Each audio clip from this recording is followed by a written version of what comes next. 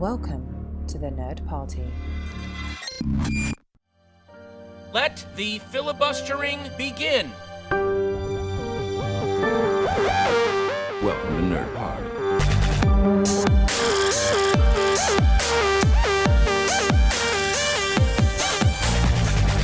Hello and welcome to the first of two Filibuster Christmas specials to end the year.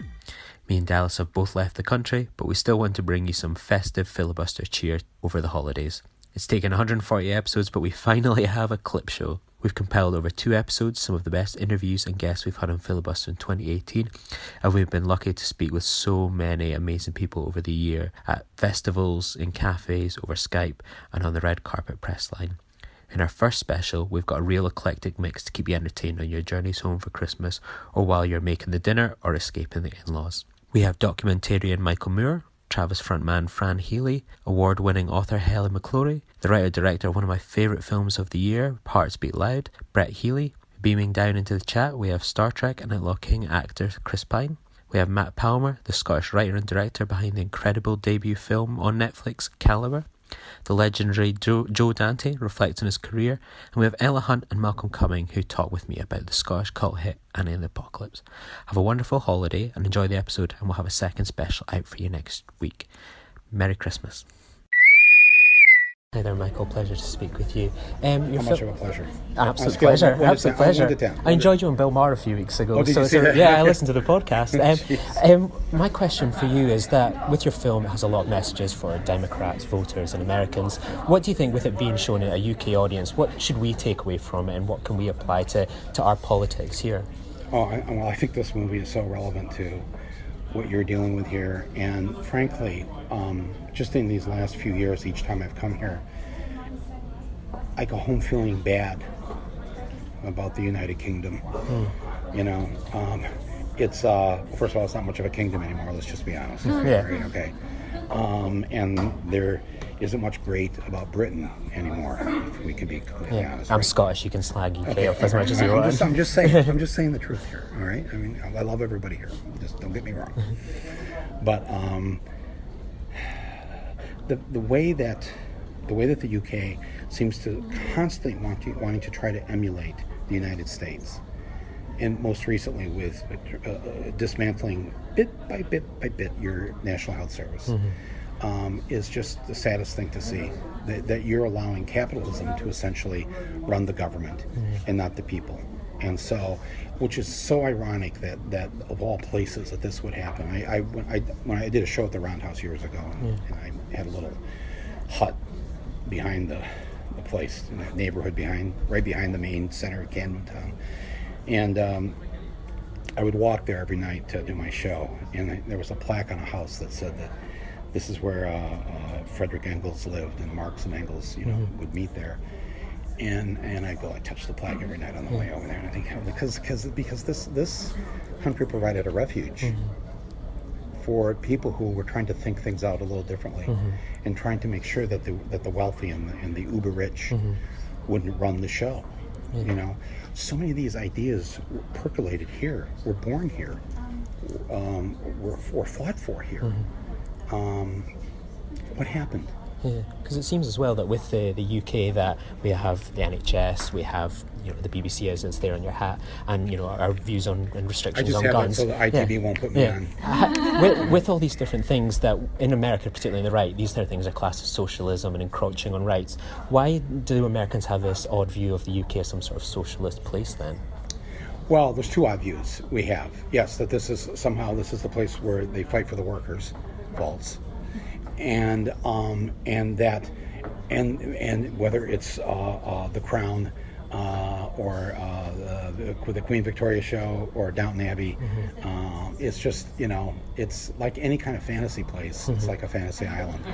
Like what if life were all like that? Absolutely. So, but I don't know. But I think, yes, I mean, Americans, we 70% of us don't have a passport.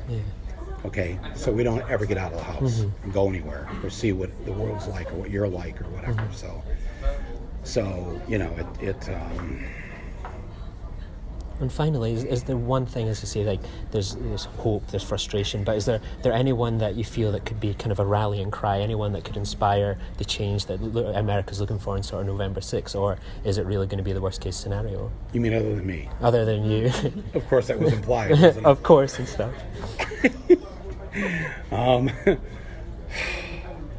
Well, the Democrats certainly don't have anybody that's going to beat Trump in 2020. Not even like a Cory Booker, a Kamala Harris, anyone like that. Wonderful people, but no. Win? No. No. Win, you have to think like they think. You know, they ran Reagan. They run popular people. They run people that people like and they've seen on TV. You know, we need to run Oprah. Yeah. You know, Michelle Obama would win. Yeah. People like that. But run a politician and win won't happen now. Won't happen now. Absolutely. Well, I wish you all the best with the film and all the best in the future as well. Thank you for saying that. Okay, thank you. Believe it or not, I had never even thought about people who would even, like, you know, reviewers or critics or anything even seeing this, and now I'm like, oh my god, I made a film about Travis and critics and fandom and all that stuff, and it's going to get reviewed or it's going to be judged or It was such an interesting one because, you know, it's like you get the brochure and you open it up and you flick through, and it was like what caught my eye, and it was probably the most bizarre connection, but I read it and it was like, oh, a man with a critical eye will look at Travis, their success and such like. It reminded me of like a DVD commentary for the Matrix trilogy where they got like 3 people that disliked the movie to sit and watch the movies. They do that? Yeah. So it was on a DVD thing, so they would talk through it. The first one they were like, pretty good. Then the second and third they were like, I don't know about this, and they're just sitting there discussing the film. So saw that and I thought, that's such an interesting concept for a documentary. Yeah, that's brilliant. Yeah. That's amazing. I'm not a big DVD commentary person because it's a bit like, we had to do it once for one of our things, and it was kind of fun. But they're the what they call the siblings. The Wachowskis. They're both turned into women now. Yeah, that's right. Yeah, which is just amazing. They made that amazing Sense8 show and stuff that's just finished. But and I know Tom Tickver. Oh yeah. He's like, well, that's kind of like the whole filmmaking thing. Because when I moved to Berlin from London, I got to know Danny Brühl. Because he's just lived down the street, and he was in Goodbye Lenin, and then one night he's like, you need to meet Wolfgang.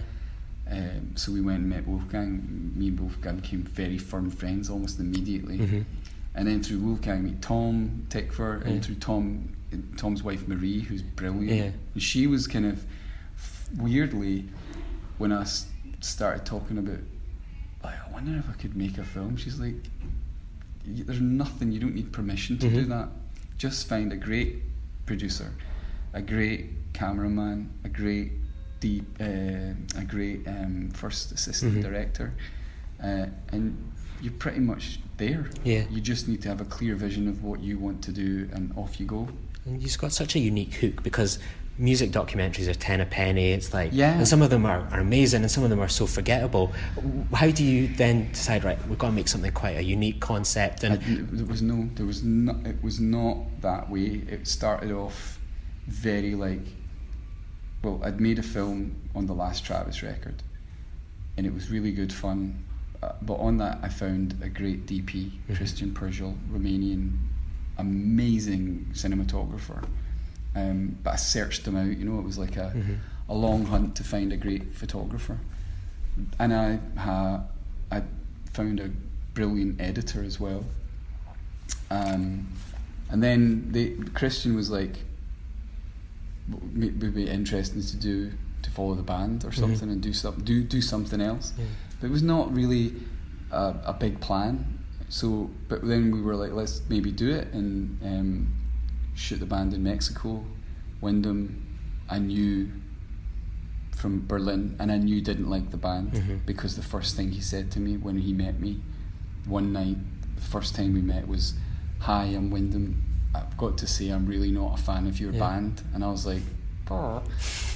So that was kind of, but at that point, that fact was just interesting. Now, nothing more. So it's like ingredients, you just get them and you sort of shoot 80 hours of film and give it to I think she's like one of the best editors in America at the moment. She's always done short form, like commercials and like videos and stuff, like not that long, but she's like now done an hour-long thing, and to take 80 hours down to an hour, then these like, editors are pulling the story, and you have to sit.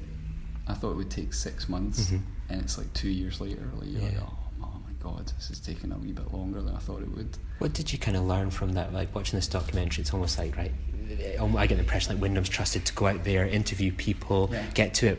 Did you learn anything from when he brought it all back? Right, we spoke to these fans, we spoke to music critics, DJs like Steve Lamacq. This is why we think Travis is a success, or maybe doesn't gel for certain individuals. Did you learn anything about yourselves from that?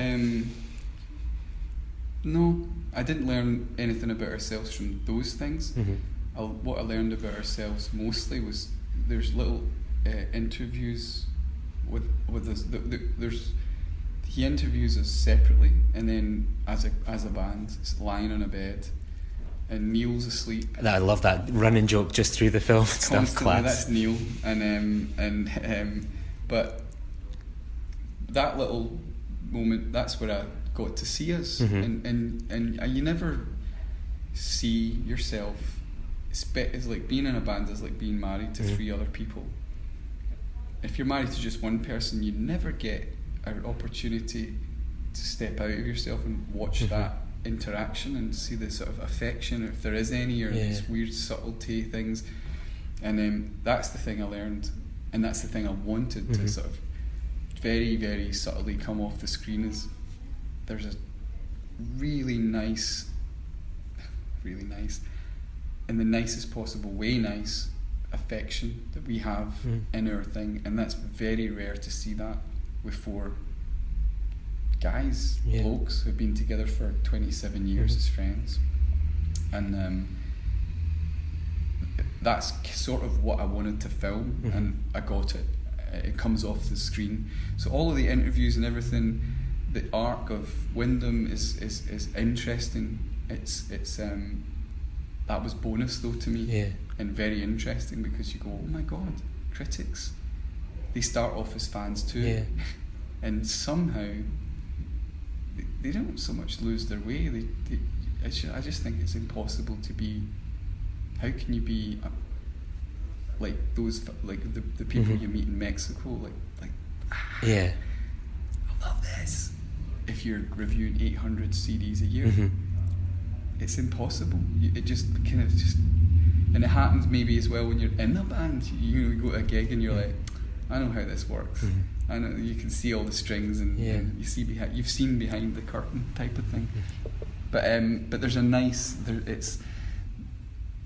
there's loads of bonuses that we discovered out of the 80 hours. We're like, oh, that's cool. Let's put that in, and eventually, Was it a hard editing process? Because I remember reading it was like there's so much footage, and it's like what was maybe been lost in that? Was it kind of interviews, live footage, or was there like whole threads where it's like this could have been like this huge? There's 80 over 80 hours, and Sarah, we got into March or April last year. Sarah's like, we need more. We need to go and talk to journalists. And I was like, oh. And so I spoke to Wyndham and said, let's compile a list of journalists who we can approach. And Steve Lamacq gets us.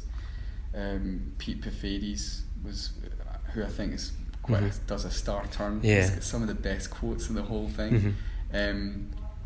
He was someone that came up, and Wyndham suggested Fiona and Martin and Keith Cameron as well, and Wolfgang Dubling was a guy from Germany who's so once we got that, because by that time we knew this is what the film's going to be about. We figured that the idea of this that was just sort of interesting at the start was actually quite magnetic. You tell it to someone, it's the pitch. You just say, oh, here's the, and they're, oh, it's the cock of the head. Oh, that's pretty interesting. Yeah. So we had that, and then so therefore you need to bring interviewers into it, or journalists. And how do you feel kind of like at the tonight? It's obviously it's UK premiere, I think world premiere actually. Yeah. How does it feel to be, you know, not so much on stage now, but kind of on screen, and then other people be watching you in that way? I don't know. I said to Sarah the other day, the editor, like we went to see the DCP, like just to check it and to make sure it was good, and the sound and stuff in the cinema. We saw it on the big screen. Looks amazing. I think, again, it's boring, but making this and making any kind of filmy thing, there's the grade, there's the sound, there's all this other boring kind of invisible stuff that's very pingelig. There's a German word for, you know, like pernickety. And so to see it up on a big screen, and it's like, wow, it's really, really good. I think, though, even though it's a big screen, it's a small screen event. It should be on a small screen because it's an intimate thing. Like in the same way I said when we were walking away from it, I was like, I always thought like E.T.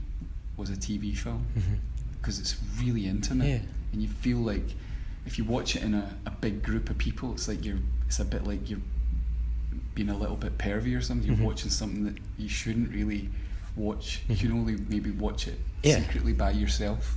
And this portrait of the band and of Wyndham is such that it works great on the big screen on a premiere. But I think I would be way more excited. I think when it gets out, you know, wherever it pops out on the smaller screen. Perfect. Well, thank you so much for joining me today. And if I had to introduce myself again, my name's Lee Hutchison, and I bought your album, The Man Who, with my Virgin voucher in Christmas '99 or 2000. So there's my introduction. But thank you. Thank you so much for joining me, Helen. I really appreciate it. Huge fan of your book. Got to read that recently. I love talking with creative individuals to find out what inspired them to become the creative talents they are. Naturally, you're an author, poems, novellas, short stories, cover so much. What would be sort of your origin for that? What made you decide that this was for you? What books or figures kind of stood out for you? Well, I started writing really young. I think most people have something creative that they do when they're young, and I just kind of stuck with it. I read a lot as a child because I grew up on the Isle of Skye, and as you might know, the weather's really rubbish there. So I spent a lot of time indoors. Always writing these little wee stories, a bit derivative of things like Roald Dahl, probably. And then when I was an adolescent, I started writing poems, which are awful. But I kept writing them, and I went to university and did a creative writing programme there, just in my undergraduate, just a little one. That was my first proper taster of it, and it was led by John Burnside, Cassie and Jamie. So it was like exposure to really great stuff. And I thought, I really, really like this. And I didn't have any models in my family of like creative people, but I thought, you know, if you just keep trying at something and at every stage see how you're doing and if you're getting better, basically keeping myself as, you know, the standard. I can only be as good as I can be, but I can keep trying to be better. And reading all the time, taking in basically every book that I ever read was something that inspired me. I went to Australia and I did a creative writing master's there. I was lucky enough to do that, and that was absolutely explosive. It just exposed me to so many new writers that I'd never seen. And also thinking about writing in a different way, like the meta-textual elements, looking at controversial fiction and discussing like the nature of obscenity and things like this was like really mind-blowing. So I think that kind of path opened up the permission to do things, and to just keep going and keep trying. And I feel like writing is a natural thing, a way of communicating with the world and with every other writer that I've loved. You know, I could list for days, but you know, Virginia Woolf, Anne Carson, Toni Morrison, Jean Rhys, just on and on and on, of writers who've inspired me, mostly women there, I suppose. And the internet too has been a source of inspiration. All of these short, fragmented flash fiction pieces and poems that you kind of get inundated with if you're on Twitter. These things kind of roll around in my brain, and I just feel like talking back to them. So then I'm quite curious there that you talked about Australia. That you think of, say, like kind of Skye in Scotland, places like that. It's got such a deep history and well-known history around the world of Scottish writers, Scottish poets. Australia doesn't almost seem to have that reputation to perhaps like a kind of layman like myself. What was it about sort of Australia? What's their history that sort of you've seen exposed so many writers and creative people there? What's their history like? It's slim, yes, but it was writers really that weren't necessarily Australian that I got exposed to, but a few minor ones and the people in my class. But it was coming at the kind of Western canon from a different angle, from a peripheral angle, which allowed me to see the constraints of tradition. That was really so exciting about it. And the program was so well run as well. It was that kind of aspect, like just looking at what you've come from with foreign eyes, and that has stayed with me all through my life. I've wanted to be in a new place, to learn how to see that place and also where I come from. Do you think with things like perhaps the UK that we're so focused on our talent, and we're so kind of, it's like sort of almost, the same, you go to school and probably the books that kids are reading now are the same ones that we read 10 years ago and the 10 years ago beyond that, and everyone seems to focus on Shakespeare's and such. Like, do you think there's a limited pool here? I think it's not that it's a limited pool, like we do have this tradition, but I think we forget that writers can be alive too, like they are here and now, and I would like to see more of that in the classroom. Contemporary living writers, people who aren't necessarily easy or easily digestible for teenagers and for adults as well. I would love to see that. So do you think like outreach could be a big thing, sort of going into schools, talking with people, almost, you read these books and the writers, you can perhaps relate to some of the things they're talking about, but not as individuals. They've lived so far long ago. You feel like an individual like yourself, and one of my mates and fellow 404 guy, Chris McClory, he goes into schools as well, and is that something that you could see yourself doing and have done? I would love to do that. I've never been invited. I'm on the live literature database, but I haven't heard anything from that. I really like that Chris is going in, particularly because I think he can speak to the youth and be a voice that they have themselves but haven't heard reflected back at them, and that's really good. So I like to see writers from all classes and things. I do think it's something that we could do more of. So what's kind of like your process for sitting down and writing like a book, short story, poem? Where do you kind of pull your inspiration from to sit down and write? We're here in the Starbucks today, the classic environment. When you think, right, I'm going to go perhaps write a poem today, or how do you sort of go around creating something and producing something? It varies. Recently I've been using a wee notebook to kind of get down my rough ideas, and then going to the computer and typing it out. And I usually type out a draft pretty quickly in about half an hour or so. If it takes longer, that's fine, but I really like the ones that come quickly because I'm impatient. And then the process of editing is where it all comes together and gets a bit better. And I just try and work on something every day. I try and not get too bogged down with the quality of what I'm doing. It's more the actual act of doing it, which is part of my engagement with the world and trying to get better. So many hours that you have to put in. It doesn't matter if you're not making polished things. I suppose probably like keeping fit, isn't it? So every day you're running a marathon, but you're working those muscles and kind of keeping on top of it. So kind of you write such diverse kind of material, whether it's poems or short stories, flash fiction. Is it quite a different process for each one, or is it sort of a kind of unique thing that sort of ties them together? Well, when I'm starting to write, I often won't say, okay, I'm going to write a poem, or okay, I'm going to write a flash fiction. I'll just sit down and start writing, and then the form of it will just emerge on the page, and I go, oh, that's what I'm doing. It's a great way of figuring out where I am with things. Although if I've got a longer project, I have to go, all right, I have to go and do this. And sometimes when I'm working on a longer thing like a novel, it's really boring to just do the one speed, so I'll switch and try do something shorter and more reviving.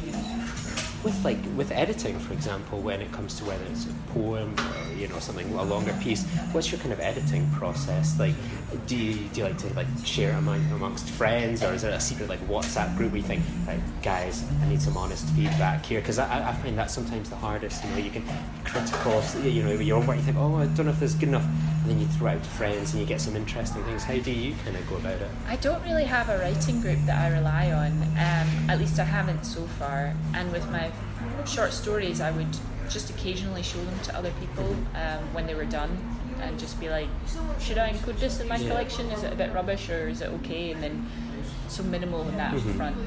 But with the poems that I'm working on now, I've really embarked on a big poetry project, which is kind of scary.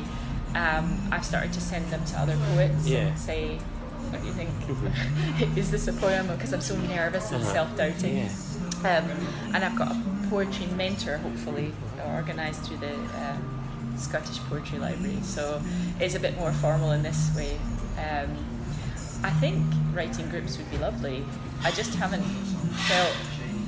I don't know, I had a great group when I was doing a PhD in creative writing, but since then I've just sort of moved out and been a little hermit. Yeah. Maybe I'm coming back to the idea. Absolutely. So kind of like you've spoken about like sort of travelling. How has that kind of influenced you? Obviously your kind of debut novel, Flesh of the Peach, so sort of talks about that sort of travelling experience. How much of that influenced that first book where you thought, was that something that tied in for you? Or? Yeah, absolutely. Travel is essential.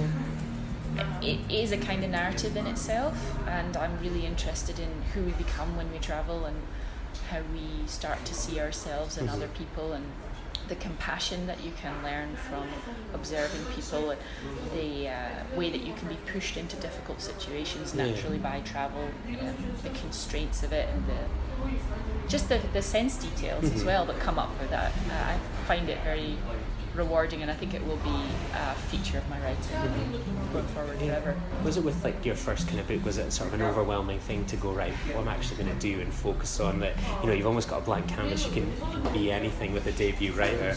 Was it that sort of, right, this is my experience, something I can write from and kind of know from? I think with that, I didn't go in with a plan, which was a bad idea, so I rewrote that novel lots and lots of times, trying to find that story.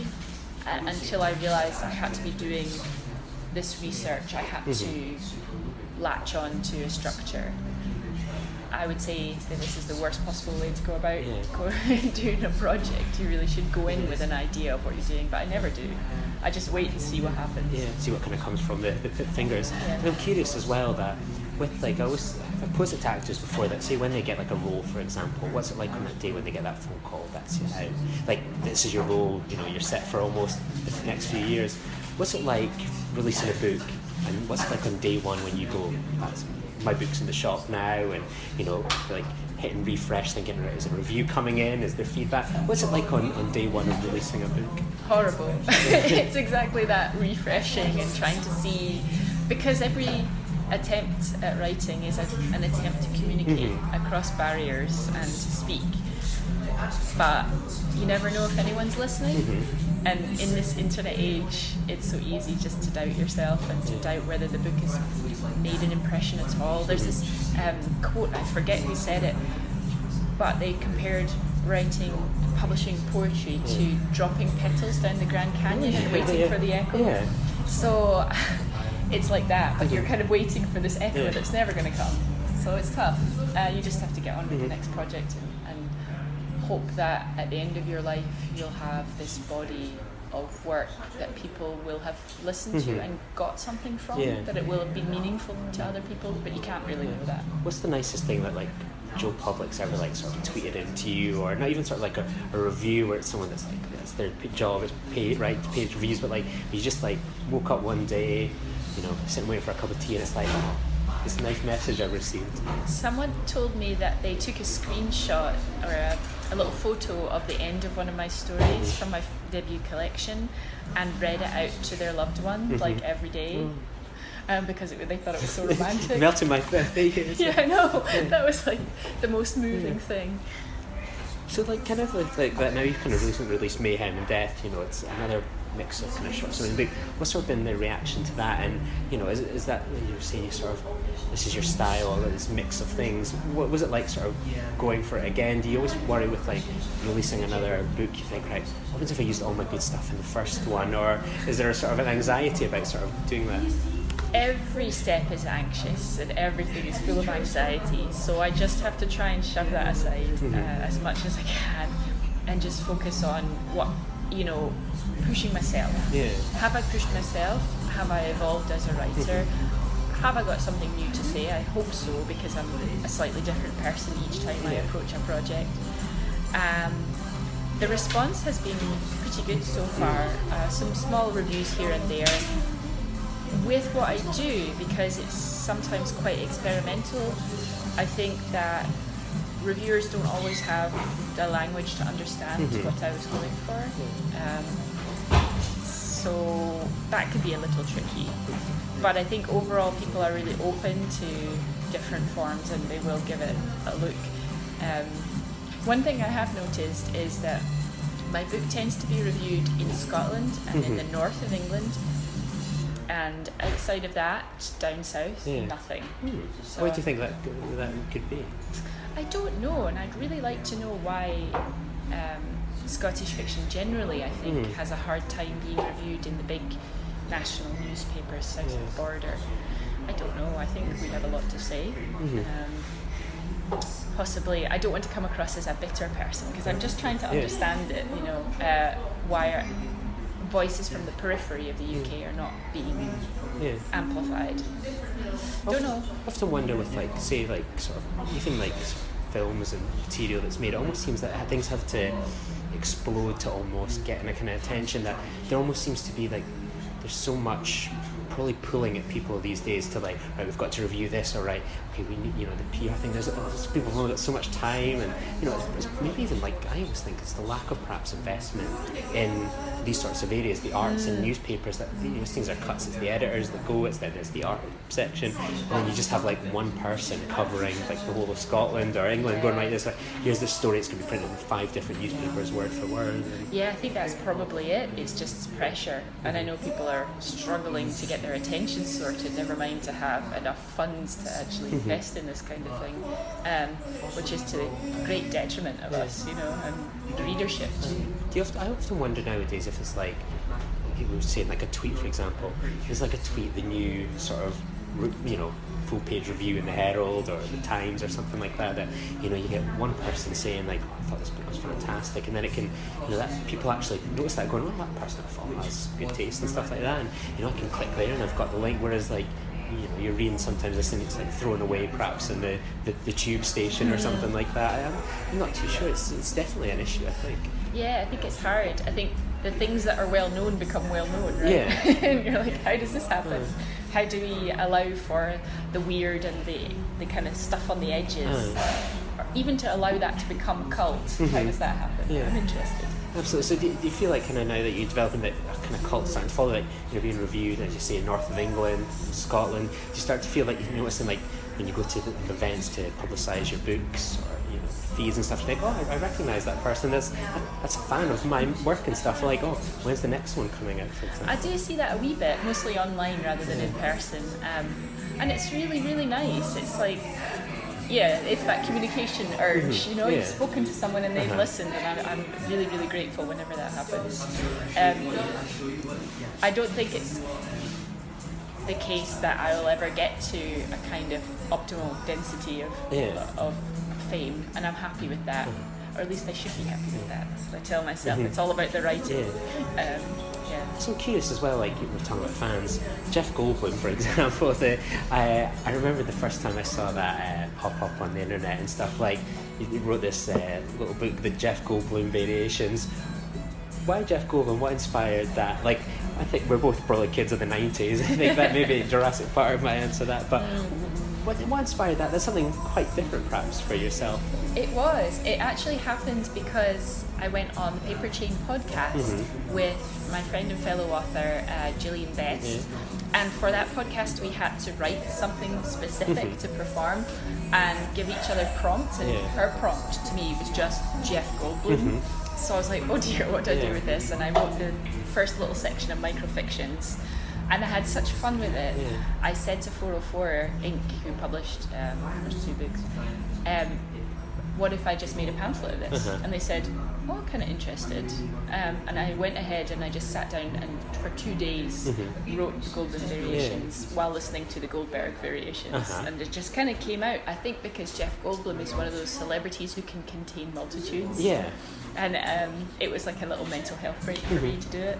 So what's your kind of favourite Jeff Goldblum work where you think when he does obviously his voice work, acting talent, what's some of your favourite Jeff Goldblum like scenes, moments, or films? Oh, obviously Jurassic Park. Yeah, of course. Every scene in Jurassic Park with him in it is fantastic. I think I saw a screening of it a few months ago, and I remember just like the noise, like obviously that scene where he's topless, it's almost become this meme, and just the response in the cinema was just like, woo! And it was like the cameo cinema, you think, this is a bit unbecoming. Yeah, it's a bit, exploitative. I also really liked him in Thor Ragnarok. Yes, absolutely. Absolutely fantastic in that, and just so quirky, and quirky is a bad word, but you know what I mean, just idiosyncratic. Yeah. And just fully allowing the part to be as weird as they wanted. Yeah. I love that. Costume design was also great. Absolutely. A huge Taiki Waititi fan, I'm going to assume. Yes, that's absolutely. Always a positive sign of this podcast. Like, so what's your favourite Taiki Waititi movie then? What We Do in the Shadows. Excellent choice. Do you look forward to the TV series? Yes, I am excited to see how that's going to be. So, like, I'm curious then, like, so obviously, like, we spoke about things that kind of inspire you as a writer. What inspires you, makes you happy and stuff, like when you think, right, I'm going to go see this film or read this book, what's your kind of, cultural diet in a way? Oh, I watch a lot of horror films because I really love them, and I think you can see that in my fiction as well. Definitely. I've got kind of macabre outlook. I love watching weird films from the 70s and going to art galleries and just kind of wandering around and stumbling onto things and going, I don't know what I just saw, and I don't really have the language to speak about visual art because I've never really studied it, but I find it very inspiring, and kind of the images of it kind of leak into my work. Yeah, that's what I really enjoy. So I'm big on the old art and film kind of stuff as well. It's perfect being here in Edinburgh to get that kind of like, when you've kind of like travelled the world, what does it make you kind of feel when you come home to Scotland to like be with like the kind of culture here again? What, does it compare to anywhere else in the world, or what's some of the kind of places you've gone to you think, I'm really connecting with this culture? I think Scotland is its own thing, and there are places that are similar, like Ireland's a bit similar. In Australia, there's a little strain of the same kind of cultural touchstones, but I think it is its own place, and part of that is the landscape as well, and the weather, because nowhere else has the weather that we have, which is pretty dire most of the time. I think we were snowed in last week, and now we're sitting in a Starbucks just dripping the sweat away.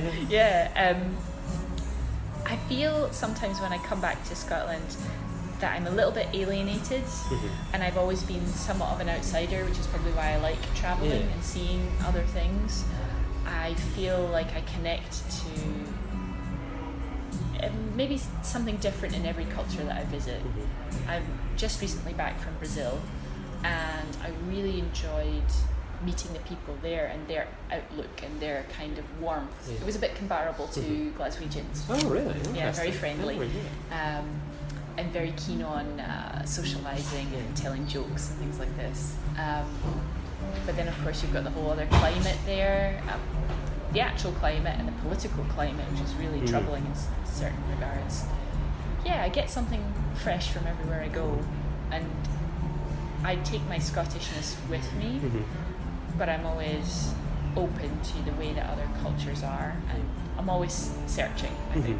When you win something like, say, like, I think, was it, hopefully I've got this right, the Saltire Award, when you win something like that, does it almost make you feel like, I'm kind of embodying sort of Scottish culture here, or something like that, or something where they think, they've recognised something I've done in that way? What's it like to win something like that has such a kind of cultural connotation to you? Well, it was the Saltire First Book Award, so it was definitely an award for emerging, I think. It's like a beginner's award. It made me feel really lucky and very, very surprised because the book came out first with a tiny, tiny American press, so I didn't expect to get anywhere with it, and the fact that it was rewarded, well, yes, surprised, and also made me think that the Saltire Society were very open to experimental forms and to the work itself, which had come from nothing. Like, I didn't need to get on any hype train to get there. It gave me a lot of respect for the reward, and also a lot of luck in my future career, because of that. Does it feel like a kind of changing of the guard, perhaps, when you were talking about to see some work like yourself so kind of rewarded with something like that, where you think maybe 5 years ago, 10 years ago, it may have been something a bit safer? Do you feel that sort of there's a change happening and that kind of... I can't really say, because I think the Saltire first book has always rewarded things that are different. It always goes to something, not necessarily the big book of the year or anything like that. It just goes to whoever they are interested in at the moment. So I can't say that I really see a change.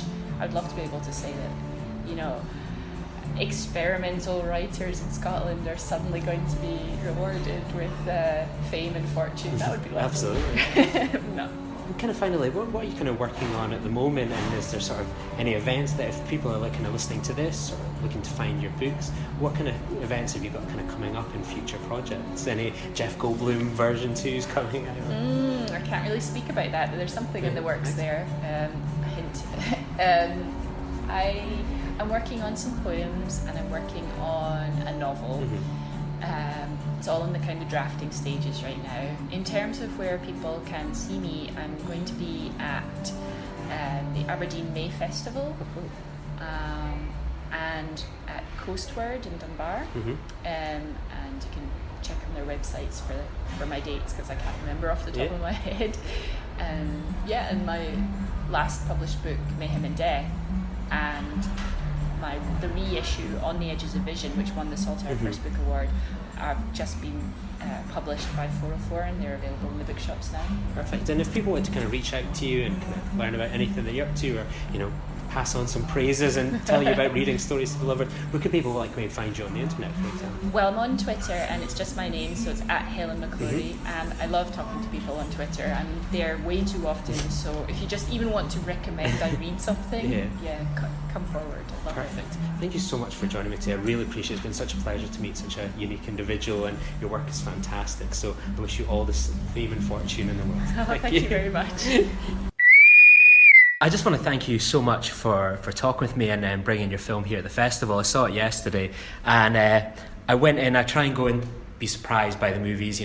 I remember reading the programme and went, Nick Offerman, musical, okay, that's enough for me. Yeah, sure. Went into it, and I came out, I felt emotional. I almost felt like I just floated out of the cinema. And it was like what these press and industry screenings are like, so straight-faced, 5 movies a day. There's people just like wiping the tears, and I was like, when I tell the director this tomorrow, he's going to be like, I've heard that bullshit before and stuff like that. But I was like, one of the guys went, I'm interviewing him as well. I was like, right, well, tag team. If he doesn't believe me, you can back me up. Well, that's very nice to hear. I mean, it's definitely why, definitely the idea of the movie was to create those kind of emotions.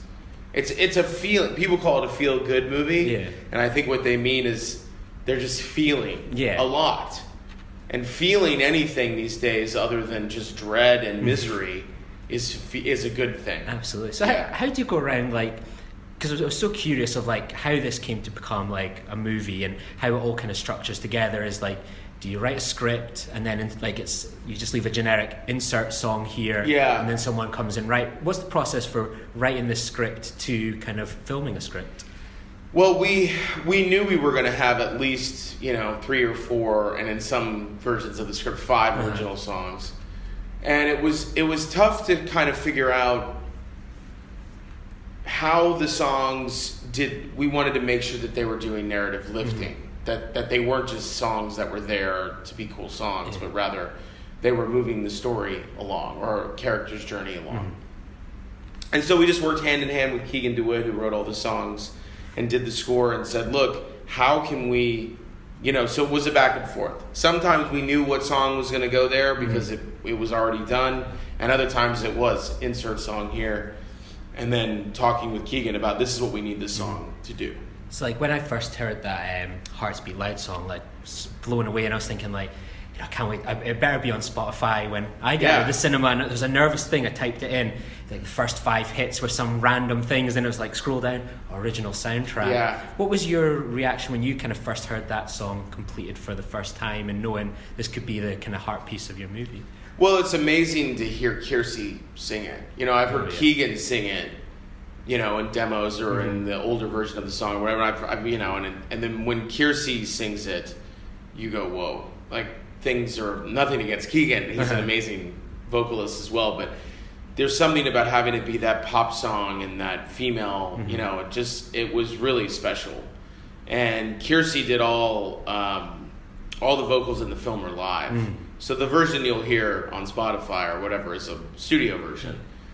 And the version that you hear 2 different versions in the movie that are different, that are live. She's actually singing. And with like that, like I was totally unfamiliar with Kiersey when I watched the movie, and I was like looked up and I was like, oh, I recognise her from bits and pieces. What was the casting process to find someone like that? Because I can imagine it's so difficult to find someone that's the perfect fit for. It was difficult, and I've just known about Kiersey, and I've always wanted to work with her. I think she's super talented. And then I did some research, and I found out she could sing, and I dove deep and was like, oh yeah, she's like she can like really sing. So I just had a feeling about it, and I talked to Nick and I said, look, I'm going to make her the offer. So it wasn't an audition at all. It was like a gut call and on my part. And it's totally paid off as well, because like, you can almost see this movie being the one that just opens her up to I think so. I hope so. I mean, I think she's about to become famous regardless of or she is famous, but getting bigger and bigger regardless of this movie. But I do think you can see her true talents on display here. Because it was so great to see Sasha Lane in a movie as again. Like American Honey was one of my favourite films of that year. Yeah. And then I think she popped up in one other role since that caught my attention. It's like when this I was like, oh, brilliant, she's back in this as well. Yeah. It was like a difficult filling all these different kind of, the supporting roles. You've got people like Sasha Lane, Ted Danson, Toni Collette. No, it wasn't. Everybody, I think, wanted to be a part of the positivity surrounding this film and just being on. I mean, Sasha told me, like, this is the first movie I've gotten to do where nothing bad happens to me. Or something really tragic. Like, she's like, I just get to fall in love and kind of be sweet and real. And I think they both really, I think, related to what was happening on screen and the reality of it. Did you have to give Ted Danson much direction for working behind a bar? You actually do. He's not a natural. And people think that he would be, but he's not. Probably thought that was going to be an Easy Days directing, and then it's like, no. It was a little more, it was a little bit more of that than I thought. But Ted he's such a gentleman and such a great guy. And then kind of with like, there was one thing that I was curious as well, like I always, especially for a director like you, I always think nothing's by accident, everything's by design. It's like the record shop. How did you go around picking all the different vinyls that are there in the background, the music that's playing? Was it like making the perfect mixtape for you? Yeah, it was. I mean, it was sort of like a mix of what can you afford, because, you have to get the right to show these records. And obviously the song is playing, that's incredibly expensive. Yeah. I don't care if it's even an unknown song. The money it's a lot. And this is a very small film. So it was a challenge. It was like sort of figuring out, well, what can I put in the movie that we can afford, but that also means something to me, to the characters, to the movie. So it was like, it was something that I took. I obviously had help, but it was really my vision of what would be in this. And I remember, like, I think we cleared like the Universal music catalog, and my production designer just said, look, here are the albums we can show, which ones do you want up? And I was like, Rain Dogs and Billie Holiday and Pet Sounds, and like I just picked kind of my favorites and put them up there, and I so yeah, nothing is there by like, oh, whatever. With like, obviously this is your most recent film with Nick Offerman, and it sounds like you two kind of collaborated together there when you were talking about casting Kiersey. What was it like working with Nick Offerman again? And it's one of those ones, it's amazing again to see him as the leading man in a movie, Yeah. not the sidekick or the comedy role that plays in. Like, he has got all the leading man potential. He does. I mean, he can kind of do it all, I think. And I really enjoyed working with Nick on The Hero, and I just got a great energy and vibe from being around him, and so we wrote this part with him in mind and hoping that he would do it. And he agreed and kind of jumped on board and helped us with a lot of different things. Like, he was really the reason we got Ted Danson to be in the film, because they're friends. Like, he made the Jeff Tweedy cameo happen. Like, he really puts his money where his mouth is and supported the film when we needed his support. And he's been a great, proponent for the film on social media and stuff. And, that's what you're kind of looking for. But he's also just an incredibly gifted actor that I think people take for granted. They take him for granted because he's Ron Swanson. Yeah. And they forget that Ron Swanson is a creation. That's not who Nick is. Nick created this incredibly memorable character. Along with the Parks and Rec writing staff. They created this character that will live forever and is iconic. But that's not who Nick is. No. That's not the sum of his parts. He can do so much more, and I hope that people see this film and see that. Especially if you watch like a stand-up comedy, like when the idea of like, oh, he's in a musical or he's doing music, it's like, well, that's no surprise if you see his, or he can put a tune together. Absolutely. And what was it kind of like with the with like going into a movie like this? What kind of movies did you sort of draw from? Because there's been in the past few years, there's been some really successful small movies, for example, like Once, Sing Street, that have been about kind of bands and have been so successful. And other times it's almost cliched trope ones that you see. I've seen this sort of one before. Right. What were the ones that you sort of looked at as the movies that might inspire you? And well, I mean, I think Carney is an obvious.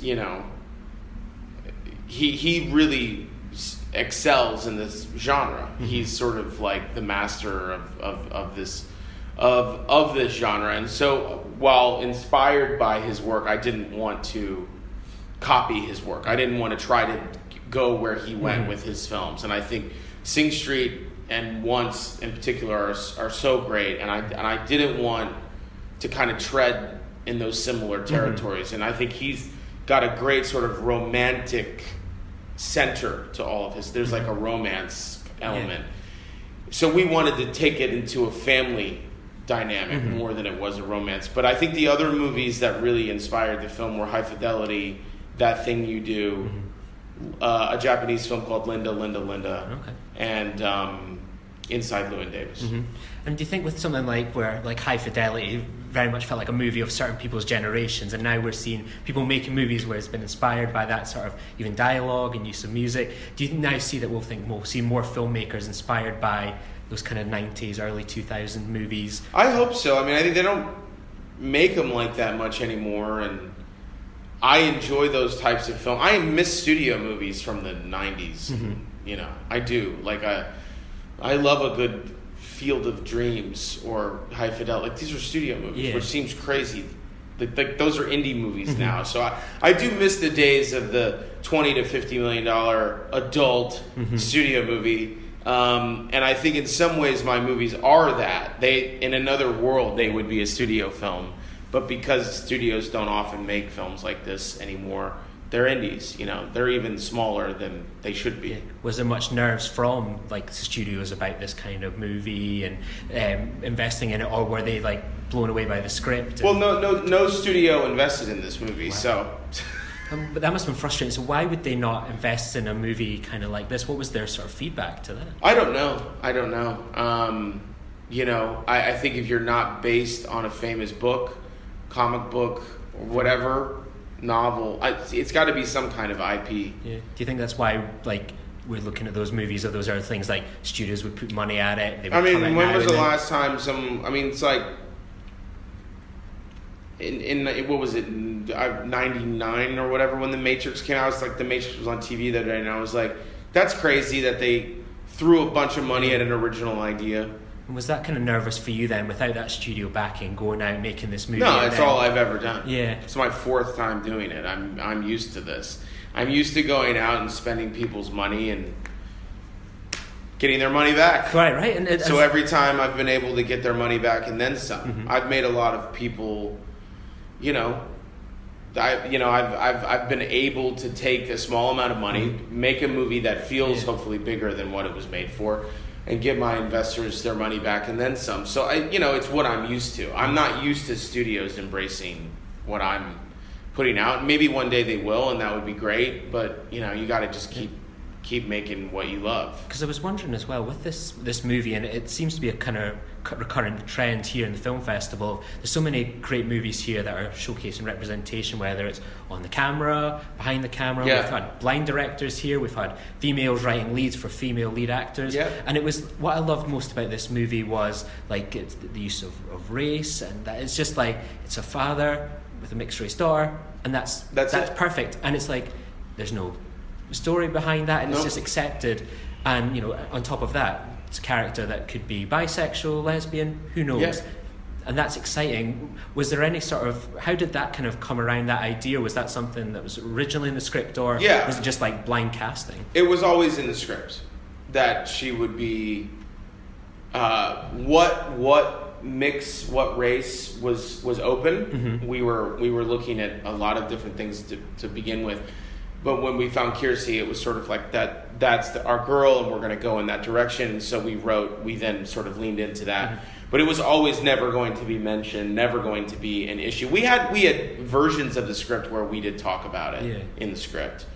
And we thought, it's more powerful to just let it be and not make it sort of we felt there was power in just allowing it to breathe and allowing it to be represented as it is without being a plot point, without being focused on. Because it's like that great line that Frank has where it's like, you got a boyfriend, you got a girlfriend. Yeah. It's like in other movies that would have been the big moment and stuff like that, whereas here it's like that's life. And that's what and he says girlfriend first, which I think is crucial. Mm-hmm. He says, "Do you have a new girlfriend?" And then she's like kind of ignoring him, and he's like, "Boyfriend," and that's a weirder. So it shows that not only does he know that they've had this conversation, it also shows that he's open to whatever decision she might make, and then that she's allowed to date anyone she wants to date, and that there would be no judgment waiting for her. That's just refreshing.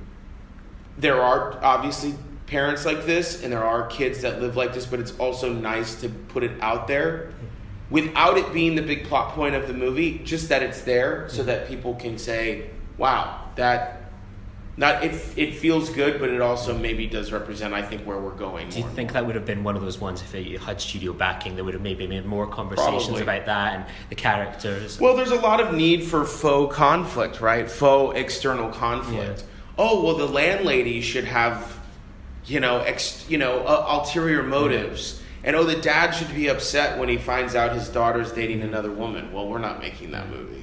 And it was one of those ones, sometimes you think you've been conditioned with studio thing on, I bet they're going to get a big Spotify royalty check just as they're closing the thing. It's like, nope, that's it. Yeah, there's all those tropes that you're expecting from the movie are just sitting there waiting, and we just don't go there. We just simply allow it to feel organic and real and grounded, and there's still a lot of conflict in the film. The film is all about conflict and letting go and change and all of the things that come with this journey we call life. And obviously it's the UK premiere tonight, and I see it's rolling out, and I think it's this weekend, it's rolling out in so many American cities. I've already said to some of my friends in our group chat, like, go see this, go see this, go see this. Great. What's been the reaction from people that have seen it, that have come out and spoke with you and shared their thoughts on social? It's been overwhelming, at least when you just look at the Twitter feed. It's been really lovely to just see, and I try to interact. I'm not much of a social media person, but I've been trying to interact online with people and say thank you for coming out. You and I had a little interaction yesterday, and it's like, I love to see that. I love to see people coming out of the movie and saying, this movie moved me, and it made me feel good, and it made me feel things, and thank you for the queer representation. Thank you for this representation. So it means a lot to have people respond to your movie in the way that they have been. And it seems like this is a movie that came out amongst superheroes and dinosaurs and all these big movies that are great and people want to see. I have nothing against those movies, and I think people should go see them. But I think then people are saying, oh, but also there's this other little movie you should go see. So I think there's this word of mouth and this buzz kind of slowly building around our movie. People are discovering the songs, discovering it. So I hope that we have a long summer ahead of us, and I'm obviously extremely excited to be getting my first proper international release. Absolutely. And then what will be next for the film? Will we be going kind of around the world? And yeah, I mean, on August 3rd, I know it's coming out in like 20 or 30 cinemas in the UK.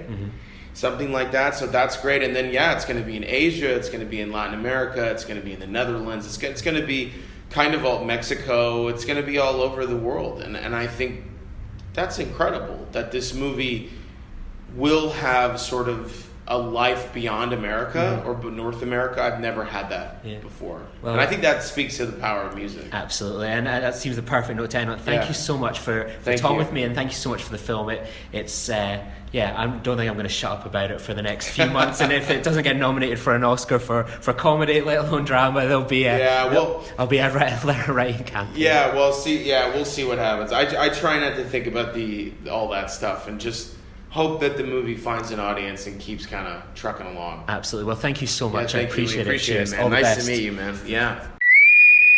Hi there, Chris. How did it feel to play a Scottish legend, and what kind of pressure comes with playing a Scotsman, the Scottish accent, swearing the right way?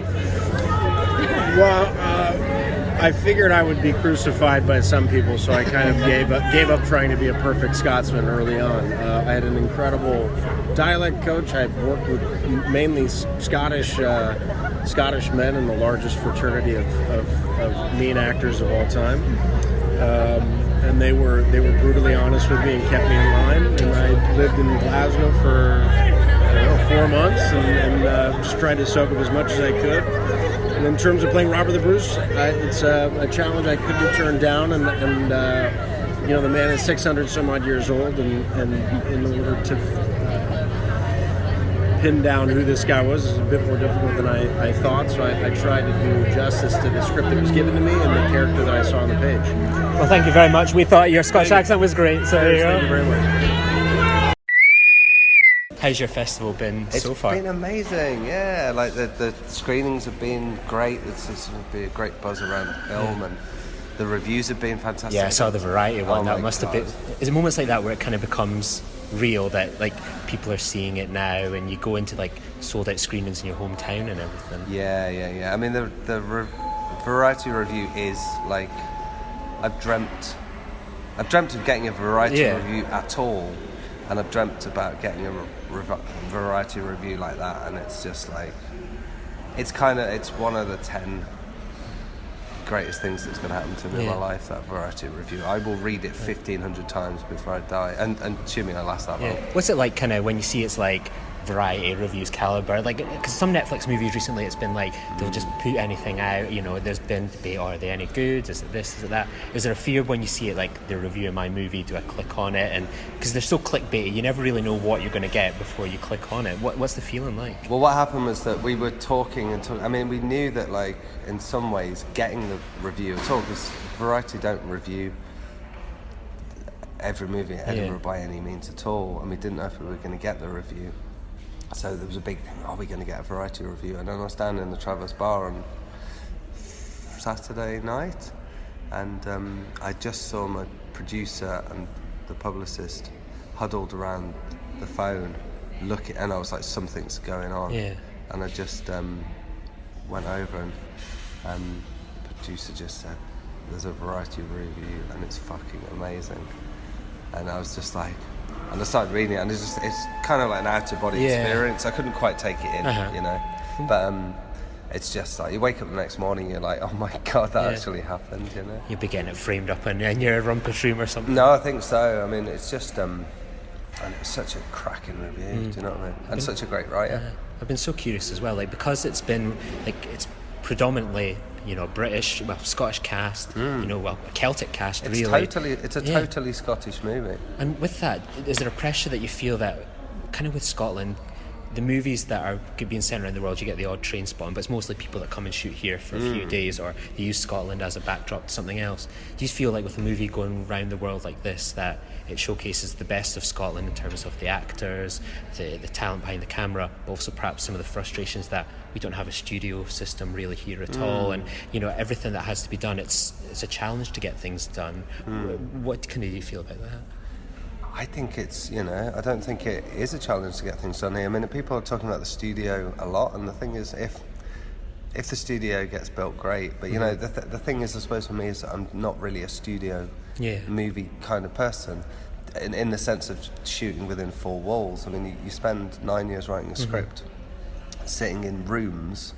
And for me, I write the script so I can get out of the room and get out in the countryside. Do you know what I mean? So, and the countryside is there, and the crews are here, and the actors are here, and there's actually nothing to stop it. They don't need to be waiting for a great big studio to be built. Do you know what I mean? Like, there's 100 million different movies that can be made here right now. That's fantastic. And what was the casting process like for getting this movie together? Because it's got some brilliant actors. Martin was one of the people I'd never been familiar with him, or like I'd seen Semini Kwan. Just such a great cast. How did you get everyone like? We had a fantastic casting director. We had the casting director called Theo Parker. When we first approached her, she couldn't do it because she worked for a very famous casting director called Nina Gold, and she was Nina Gold's associate, so her second in command. So when we first approached Theo, she said, I love the script, I'd love to do it, but I've spoken to Nina and I just don't have the time at the moment because I'm casting associate on Star Wars for her. And it was like, okay, well, so there's a bigger movie competing for her time. But things kind of shifted around, and then we re-approached her like 3 months later. And she said, oh no, now I'm totally free. And so we got her, and she'd cast some Ben Wheatley stuff. She cast like Sightseers, and she cast High Rise. And you could tell from the beginning she was amazing. And, she's based in London, and so a London casting director has cast this amazing Scottish cast, and it's just testament to how much she knows. Do you know what I mean? Yeah. So the first name she mentioned at the first meeting we had with her was Jack Loudon. And she sent me an audition tape that he'd done.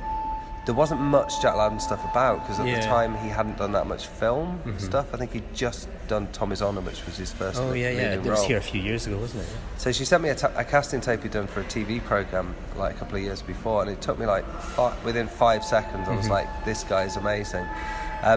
So we attached Jack, but attached, sound. I mean, it's a great step, but it's only a step. Yeah. And about 6 months after we'd attached him, he got cast in Dunkirk. So we thought, that's probably we've probably lost him. He's gone too big. Yeah. But there was just this little gap, and it was like, this is the last time he would ever do a movie of this budget. Is he going to do it? And I just had a sneaky feeling, because I'd had a meeting with him and he'd read the script, and the script's obviously very intense. It's a very intense material. And I also got the feeling Jack is, he's going to be a movie star, a superstar, but the thing is, he's also a serious actor. He won an Olivier Award about the age of 17. I just thought, I just got this niggling hope that he wants to do this role because it's going to be a challenge, and because he can really act. He's going to have to really act. And he went for it, and it was just the timing, because it took us about, it was 3 years after my first meeting with Theo, the casting director, so the timing was perfect. And then she kept talking about Martin McCann. He sent in a self-tape doing a couple of scenes of Marcus, and again, it took us 20 minutes, me and the producers, because he just literally, it was just out the park, his audition tape. And it was like, any conceptions I had of the character of Marcus just shifted, and I was like, no, whatever I thought Marcus was, this is Marcus. That's amazing. Yeah. I'm curious as well, like, this is obviously your first directorial feature. What's it like to be a first-time director and then making a feature? Is it one of these ones where it's like, you have all these ideas in your head for shots, ideas that you want to make, or there's like, what does it like when you make the first one? You think, right, I make this as good as I can, and hopefully there's a second one in the future where I can maybe got this idea of this shot that I want to do, this long tracking shot the last 20 minutes. What's the kind of process for you for that? I mean, it's super frightening, because you know that it's a massive opportunity. So on the one hand, you're like, a lot of people never get to make a feature film. So on the one hand, you're like, this is just, I've got to enjoy this because I've got this opportunity, and it's an amazing opportunity. But it's also an opportunity to hopefully move into a career in directing. So mixed with this amazing excitement and kind of luck, and like I'm so lucky to be here, is also this crazy pressure not to make a mess of it, because you're like, if I make a mess of this, that's probably it. Do you know what I mean? So there's a massive amount of pressure on you too. But yeah, I mean, the thing is, the shoot was like a sort of survival. It was like it took me 3 weeks after I finished before I could even vaguely, it completely destroyed me. Do you know what I mean? It was the most intense thing aside from having kids, like when I had like my kid, that was the first 5 weeks of that was very intense.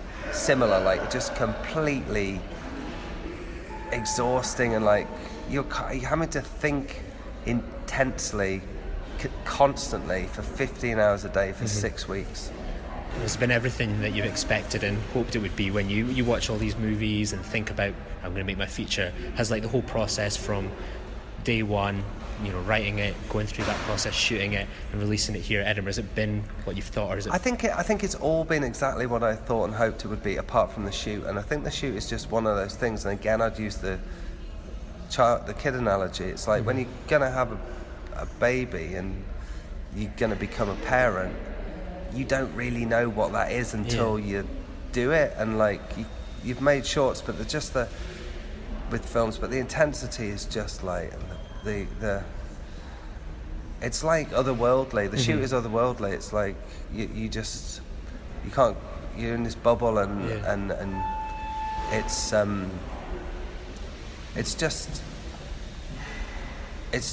super crazy tough, and you just constantly fighting to not mess up a scene and not mess up a shot, and get the best out of everything. But you're constantly doing that for 5 weeks, so it's like some kind of TV challenge of like, it's like going to the jungle for like 5 weeks. I mean, there's a lot of people use war analogies. It's like going into battle, and it's just you're mobilized, and you have all these people around you. You have this huge machine, and you just fight every day to get the best footage you can, and you come out of it, and then you hope that footage you've got and those performances you've got edit together into something that is as good as it can be. Was there a moment kind of like early doors when you're like maybe a few days in where you just think, I've got this? Like there was just like a moment where on scene or shot where you thought, I am a director now, this is going to be good? There was a shot when we, without sort of ruining the film, and like a big thing happens on 17 minutes, and the lead two guys have to deal with a situation that's happened, and I was watching the two actors acting and Mark, the DOP, the way he was shooting it, and I realised we did quite a long take of something, about a minute, and I watched and I realised that I just got totally lost in the footage, and I felt like a shock, because Mark's a very, very good DOP, and he's got a very instinctual way of shooting handheld stuff, and I felt like I just watched something that had actually happened, and I was watching it on YouTube as opposed to watching a film. But at the same time, it was beautiful at the same time, and I just thought this could be something. This film could be something. But of course that was day 3, so we had to keep that. We had to keep that for another 25 days. So there's not a time when you relax and you think this is going to work. You're constantly thinking this could work if we can keep this level. Absolutely. And what was it kind of now that obviously it'll come on Netflix on Friday? How will you kind of spend your weekend? Like there's almost such a mystery about kind of the Netflix model and how they access information. Will you be one of those people sort of just like watching it tick over or something like that? How will you be spending your weekend as people potentially all around the world, from China to Iceland to Papua New Guinea, could be watching your film? I think what'll happen is that I will, over the weekend, occasionally, I'm gonna look at a list of countries that the Netflix originals. I think it's every country apart from 4 in the world. It's going to be really hard not to think, someone might be like 20 minutes into the movie in the Cayman Island. Just the fact that it's been like subtitled and dubbed and is going out to the potential for that many people to see the film is what you dream of. When did they become involved in sort of the process? Did they like put money up kind of early doors, we'd like this, or you've made a film, pitching it round and they went, that's for us? We'd finished the film and then Netflix bought the whole, but they bought everything. So they just Netflix took the film. Yeah. So what's going to be next for the film? Obviously, it's Netflix. Will it have these things tend to sometimes be staged all different around the world? Will that now just be out in the world and sort of promoting it by maybe going to different countries? How does sort of a Netflix promotion model work? It works completely differently to like the sort of traditional model where you would travel around the world and you would have theatrical releases, hopefully, in different countries and DVD releases in different countries. With this one, Netflix, there's none of that. Netflix, the film is taken to the world by Netflix. So my job after that is simply that if people see it on Netflix and then want to talk about it, then I'm always available to talk about it. But you don't have to, like Netflix does the work that you travelling around the world is the work you do to try and get the film seen. The weird thing with Netflix is all of that work is completely taken care of from the start, which is quite curious. I mean, it's like, we had a fantastic sales agent, and he was a lovely guy. I'd only met him once, and I was thinking, when the film's finished, I'll see him all over the place. I'll be working with him to the film. But then the film sold to Netflix. I haven't seen him, so I'm not going to see him.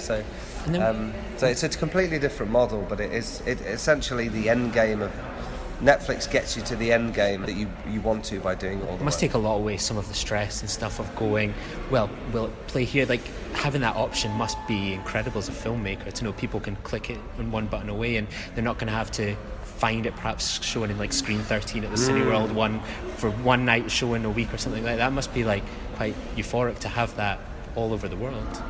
I haven't quite got my head around it. I mean, it's hard to comprehend that, people in all those different countries can. I mean, that's when we're going to find out whether the film, because there was, the idea with the film was to make a kind of a story that's universal and is fairly. They say that like if a film works, you can watch it with the sound off and you still understand it. And I was kind of thinking about that when I wrote it. So, I mean, what's going to be interesting now is to see whether the film does just play universally or whether in different countries. I mean, for example, in the States, maybe the gun stuff plays completely differently, to in the UK, or maybe and does the kind of I mean, it's fairly subtle, the kind of sort of social political subplot of the struggling village and the. I mean, and the economic thing. Yeah. I mean, does that play stronger in certain different countries? Right, and I get that's the great thing is we'll hopefully find out the answer to those. I was discussing with like Martin the other day, and I think the moral argument is quite a fascinating one because I can imagine everyone watching that movie will go, I would do what Jack Lowden did. I'd be sympathetic to his character, whereas probably in reality we'd all be like, I want to do what Martin did. I'd probably try and bury it and hope live left after. I think that would be interesting to see how that plays. Yeah, there would definitely. I have spoken to people who, I mean, for me, I'm kind of rooted with Jack, but I have spoken to people who've been like, well, thank goodness, Martin's along because he's doing what needs to be done. And the thing is, the film doesn't, hopefully doesn't. That's one of the things. Hopefully, doesn't come down strongly in any one certain direction, and leaves the audience to kind of ponder within the kind of theme of the movie. So, it's been really interesting to see whether people from different countries react to that kind of stuff in different ways. That'll be the next big thing. But I wish you all the best, and thank you so much for coming on. Cheers. Cool. All right. Have you had a good festival kind of so far? I've had a good festival. I haven't seen a single film, but otherwise That's often the case with these things, isn't it? You find like, I'm going to see all these films, and then... I know. You have to come as a tourist to be able to see the film. When a festival invites you, there's usually some stuff they want you to do. What kind of stuff have you been doing? Obviously, you had your Q&A the other day. I had the Q&A, and then I tried to get over my jet lag, which didn't work very well. I saw some friends, some people who I know who live here, and I've been trying to... do some location scouting for something that I'm thinking about doing. Excellent, because obviously, like, kind of, I suppose Edinburgh in particular ended up in like the Avengers last year and stuff. No, like I know. That. Everybody tells me there. Everybody's so proud of it. Yeah, no, I think I remembered like for like they were here for like months and months on end, and you thought, oh my God, it's going to take up like the entire film. When you saw the movie, it was like gone. But they managed to say Edinburgh correctly, which is very rare in American movies and American talent, so they'll get a free pass for that. I'm always kind of curious with like sort of Q&As, and then tonight you're introducing The Howling. Was it like 36 years old now? What kind of like emotions does that kind of like evoke in a filmmaker when like you see something that you've created and people are coming along 11 o'clock at night to see something like that? Well, usually you don't stay to see it. I may have to do it tonight because I have nowhere else to go. It's I mean, on the one hand, it's rewarding to know that people still remember something that you did when you were younger. But on the other hand, it's a different movie when you see it with a big audience than it is when you watch it on television. You seem so many of your movies still resonate after all these years with audiences. Everything you seem to do just brings a huge audience. What do you think the kind of your success is? Why do you think people resonate with your movies? I have no clue why that is, but I've been lucky that movies that I did that even didn't do well theatrically became very popular on home video. I mean, home video has saved the bacon of a lot of people from my generation who did movies that were called quote box office disappointments, and for whatever reason. But then we're seen en masse by people on home video and passed around as cassettes and DVDs, and then shown to their children, and they tend to get a sort of a reputation. Do you think that's something like people complain things about like Netflix these days, that it dominates everything, people are streaming things more, watching TV, but when the way you talk to it sounds like that's always been the case, that people are more watching things at home and things are getting a small avenue in the cinema, then it's like home where some of these movies come to life and generate audiences for generations. Well, I think that's true, but I do think that the act of watching a movie with an audience presents the movie in a different light than it does when you simply watch it on a computer screen or even at home with your kid. Movies are meant to be shared, and particularly comedies, which are much funnier when there's an audience laughing around you, and horror films also, because it's a communal thing of watching people be scared and gasp and scream and all that kind of stuff. I mean, the people like Hitchcock, who had these great careers with movies that manipulated audiences. If those movies had only been seen in small rooms, on small screens, they wouldn't be remembered today. Yeah. Obviously, The Howling's the film getting shown tonight. What do you think why do you think this one in particular stood sort of the test of time, that it's not too far off 40 years, it's a sellout tonight, it's probably still considered the best werewolf movie of all time? What do you think why do you think it's that movie's standing up? I think it's partly because it's part of a group of movies that I did that are sort of lumped together as sort of semi-classic or something like that. And also, it sort of broke ground in the sense that it was a self-reflexive movie about, it was the first one of those genre pictures in which the characters knew as much as the audience did. Yeah. And so they didn't have to get bombarded with, a long harangue about what a werewolf is and what the rules are. It was all shorthand, and that became subsequently very popular in the Scream movies, and the idea that they make movies today about characters, about movies about the tropes of horror movies. It's a little abstract, but I think that it also has good characters. I mean, the movie has good characters, it has good special effects, and it's got good music, and it's well shot, and it's an entertaining movie, and it's only 90 minutes, which is a big plus these days, where movies are running 3 hours. Yeah, as you kind of described that, like a lot of these movies and Gremlins were like summer movies, and then there's so much use of practical effects, kind of a good running time. What do you think of kind of modern summer movies? We look at them now. We've even got like a Jurassic Park movie, which is like 2.5 hours long. So much reliance on CGI. Do you think we've lost something that I loved as a child, going to see the movies in like the 90s, of that kind of practical short running times? Do you think it's changed for the better or the worse, perhaps? Well, I think the movies are very indulgent, and obviously they spend a lot of money on them, and they charge people a lot of money to see them. And I think the feeling is, well, we should give them something. Let's not just cut and run. On the other hand, exhibitors go, give me a short movie, I can play it more often. In the case of some of the Marvel movies, I mean, there's so many characters now that they have to serve, that the movies have to be that long in order to cram all these characters into it.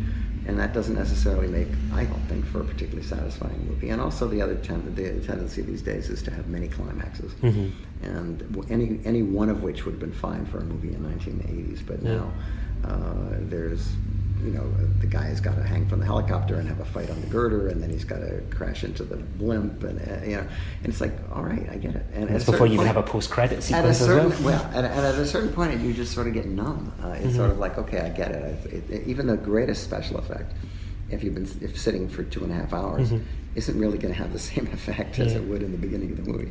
Do you think when I kind of was sitting there thinking when you get told, oh, you're going to interview Joe Dante today, it's like, oh my God, and you're thinking like all the movies you've done, things like Gremlins, The Howling, Small Soldiers, so many movies, and you think they can't be pigeonholed. Has that always been something that you've tried to do through your career, try and pick different things that appeal to different people and ages? Well, not consciously. I mean, I do have a rule that I try not to make anything that I wouldn't go see. And as a result, I have turned down some fairly successful movies, but I wouldn't have been the right guy to do them because they didn't speak to me. I mean, the movies that I've chosen to do, many of which have been offered to me, are always movies where I felt that I could make a difference, that this would be a different movie if I made it than it would be if this other guy made it. And so by continuing that plan, I've managed to make movies that basically satisfy myself, which is really the only person you're making the movie for.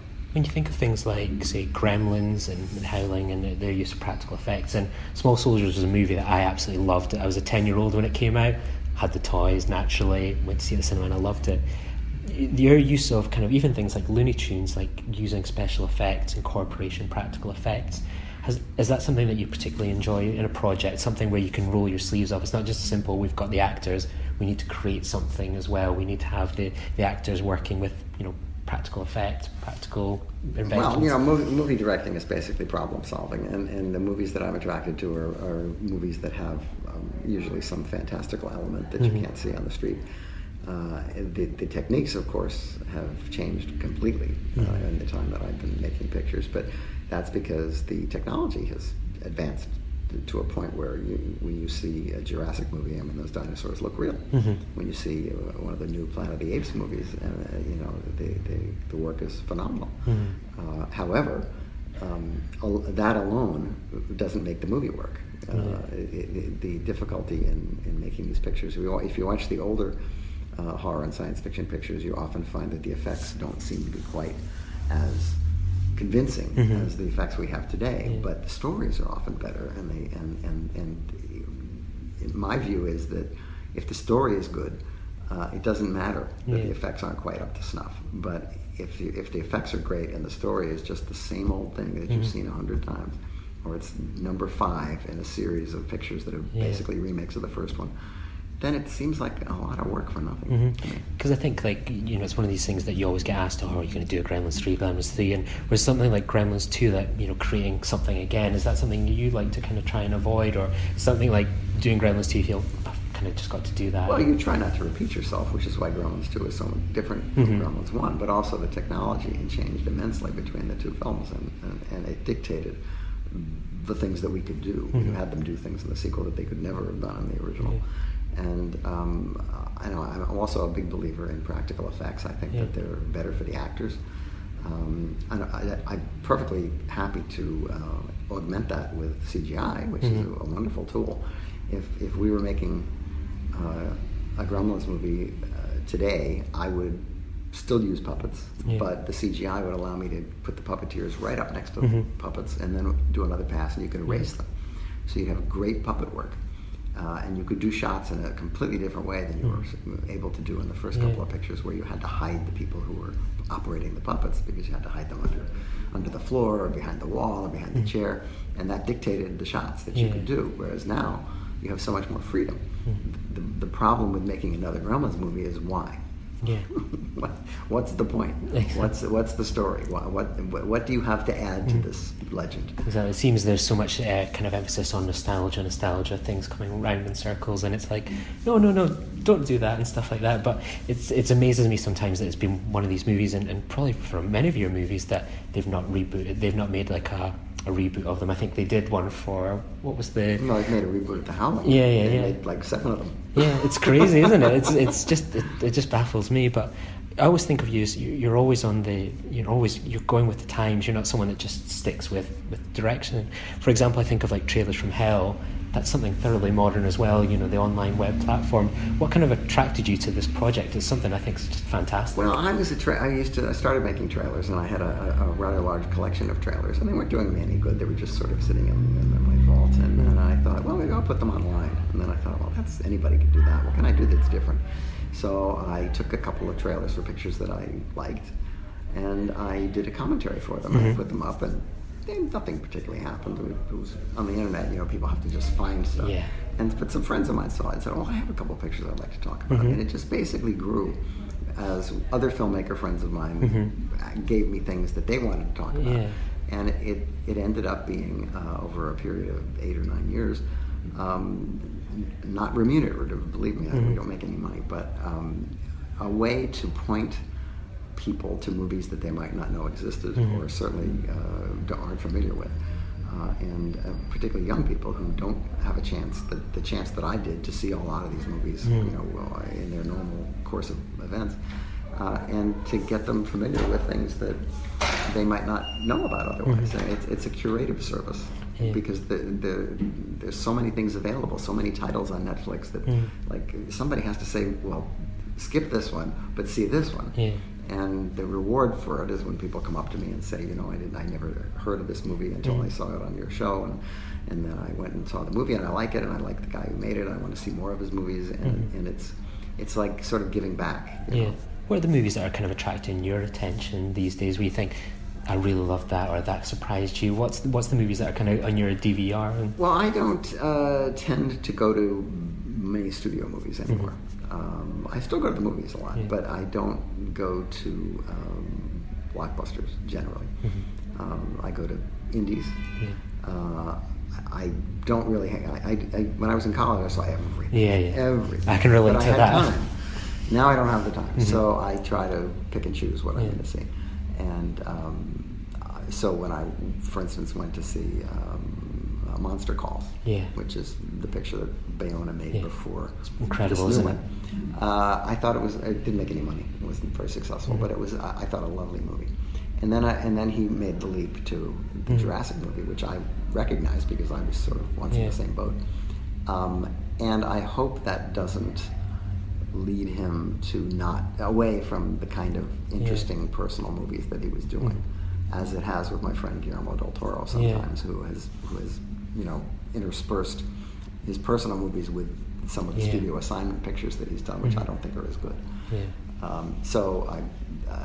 But I still keep up. I mean, I try to. There's a new movie about the one with Toni Collette, which I haven't seen yet. Oh, Hereditary, which I've heard a lot of things about, good and bad. But it seems to split opinion, doesn't it? But I saw the trailer and it looked interesting, and so I'd like to see that. But I'm way behind. I mean, it's a little harder to find the time to see these things. I know. I feel so lucky that I can go see things, and I think with something like A Monster Call, that came out on New Year's Day, so you either had to be hungover to go see it, or that you had a quiet Christmas period. And I think it's such an incredible movie, and it does, you're right, it something small this guy did, and then he's gone on and he's been given the keys to the kingdom. Well, but which is good for him. He can pay his mortgage. He can, all that. That's an important part. And people will offer him new things. But the trick is that you can get seduced into doing things that you don't really want to do because it's a big paycheck. Absolutely. Which is why I didn't do the Flintstones, for instance, which was offered to me. But I said to them, I never liked the Flintstones even when it was a cartoon. So I'm the wrong guy to do this. You should get a guy who has Flintstone soap in his bathtub. And they found a guy who loved the Flintstones, and he made the movie, and they were all happy. So, but they wouldn't have been happy if I made it. Yeah. And finally, kind of like, how did you become involved in sort of the Master of Horror series? Well, the Masters of Horror series was a lucky break in that Mick Garris was trying to get a series off the ground at like networks, and anthology shows at the time were kind of frowned upon because they're expensive, because they involve, every episode has a different plot and a different set of sets and things that you have to pay for. Whereas on a regular series, you build a set and you amortize it through the entire show. So he managed to talk a company into making like 10 or like there were 10 of these, or maybe 12, with noted horror directors behind the camera, and for fixed budgets. And they were made in Vancouver, almost as one movie, in that they were made one after another rapidly with the same crew. And the good thing about it was that no single episode had to carry the entire show, so you could experiment, you could do things that are a little offbeat. And I used the opportunity to do this polemical, anti-Iraq War Bush screed, which was satisfying for me. I don't know that anybody changed any minds, but I never would have been able to do that anywhere else. I certainly never could have made it as a feature film. I never would have made it as a commercial television show. And then there was a second season, luckily, and we were able to do other offbeat things. And I think a number of the episodes of that show are among the best things that some of the directors were able to do, because it came directly from their minds to the screen. There's no filter, because it was shown in America on a channel called Showtime, and their only directive was no nudity, no frontal nudity, no male nudity, and that's it. Perfect. And so Takashi Miike was able to make a show that was so gruesome that they refused to show it. And so it's a very interesting collection of films. Do you think horror's always been that blend where you can watch a horror like 5 times out of 10 and never pick up on the politics sometimes of it, or you can and it's such a great way to get it into the system? And well, sometimes, I mean, the idea of doing a subversive movie is that you make your point and the audience doesn't quite realize it's been preached at. Unfortunately, on my episode of Homecoming, it was obviously you're being preached at, you're being hit over the head with it. But it was, I thought that was what was called for, because I was so pissed at the fact that nobody was saying a thing about what I thought was an abomination that was being perpetrated by my country. And history's proven you're right. You've been on the right side of history. Yeah, I don't think my TV show had anything to do with it. But and now we're in a situation where even worse things are being done right now in America by our supposed elected leader, and many people are afraid to say anything because he's too powerful. His group of racist fanatics who love him are going to carry guns and shoot you. And we are closer to the actual second Civil War today than I've ever been in my lifetime. And on a positive note, what's on the horizon for you? Obviously, you were doing a bit of scouting around. Have you got a project in mind? I've got a couple of projects in mind, but it's all about funding. It's all about money.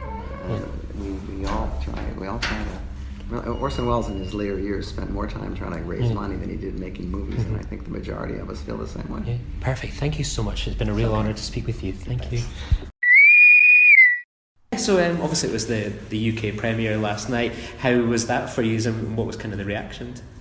I was weirdly nervous about this. I mean, we had an amazing reaction when we took the film to Fantastic Fest, and that was so unexpected that I hadn't been nervous prior to that, because it was just like, we'll show our film, we'll see what people think of it. This has been like, because so many people in Scotland worked on this film, and if they didn't work on it, then they loved someone who worked on making it. So I was quite nervous about what people would think, and it was a really lovely, overwhelmingly positive first screening with a lot of family and friends. I'd say it was a lovely way to introduce it to the UK. Absolutely. It was really nice. It felt like a sort of homecoming, and having all of the cast back together in Scotland again. It's been really, really nice. I think we had a bit too much fun last night. Yeah, it's quite right, because I can imagine it playing because when I noticed it premiered for the first time in America, I was like, I wonder what a slice of Scotland with some zombies and music kind of was thrown in. What they kind of they were like. They loved that. Absolutely loved it. It was madness. Did it have subtitles? I mean, there were points where I really thought that they weren't going to get it. Yeah. But of all our audiences that we've shown it to, they were the loudest and most positive. They clapped and they cheered. It was a fantastic way to watch the film for the first time. American audiences are so wild, and for any movie, isn't it? And Fantastic Fest as well as a great place was just it was great. It was so welcoming, and that sort of a real community. They really have a community there, and everything happens sort of in-house in the Outlaw Draft House. And that's on my bucket list of cinemas to visit. Oh, absolutely. You should definitely It was go. great. But I mean, Edinburgh's been on my bucket list of places that I've wanted to go to for ages, because we shot in Glasgow, and I love Glasgow. If I could live in Glasgow, I would. But I'd actually never been to Edinburgh. Oh, really? I've been to the airport. I've been to every airport on the planet. But no, I've not actually been to Edinburgh. So actually, I've been really enjoying this scenic area we're in this morning. Absolutely. And then what was it like when you first saw the script? Because I can imagine it's one you probably see, this is I get a normal script, it's this, or but to get something like this which encapsulates so many different trades and skills for an actor, what was it like for you? I don't know about you, but I just read the brief and went, zombie musical, Christmas, Scotland? Yes, please. That sounds ridiculous. Anything silly, I'm inclined to like it. Perfect. But no, I read the script and then just realised that Anna is such an amazing opportunity. There aren't many young girl parts that are as well-rounded and honest as I got the opportunity to be with Anna. So that was what immediately attracted me to the story.